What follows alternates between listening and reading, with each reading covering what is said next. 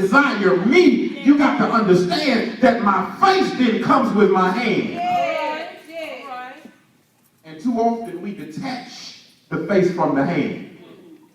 God, I want you to turn this thing around, and then as soon as he turns it around, then you off your knees. Y'all ain't gonna say nothing now. You want to cry out to him, stay on your face, stay on your knees when it's difficult, but God got sense enough to know as soon as he moves, you're gonna start skipping Sundays.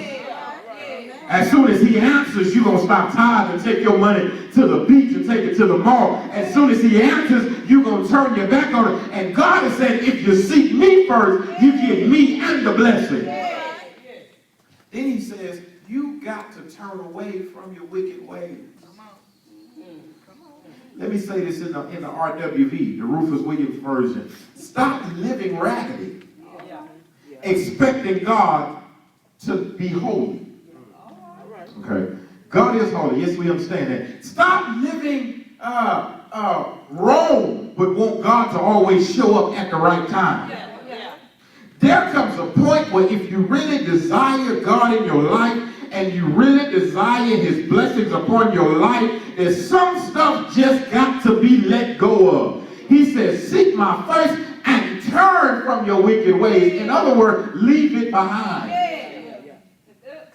How many of us are praying and living raggedy? Praying and people can easily separate the Sunday morning us from the Monday through Saturday us. Sunday, you drunk in the spirit. Friday and Saturday, you drunk with everything else. Yet and still, you expect God to give you the same blessing as me. God says, turn from your wicked way. Change your life. And then seek my face. Watch what he'll do. Watch what he'll do. Watch what he'll do. He says, and then I would hear. Some of the prayers, let's go deeper than that. A lot of the prayers that we'll pray, it's going to sting a little, it's going to be better by the end, are only reaching as high as the ceiling.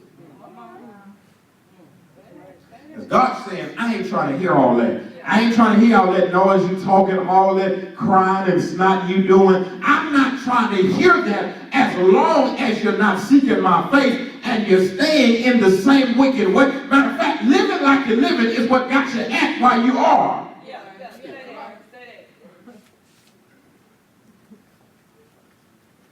And so he says, seek my face, turn from your wicked way. Then I hear from him, forgive their sin and heal the land.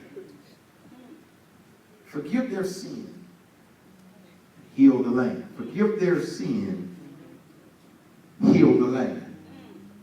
God says, I got to deal first with the unseen.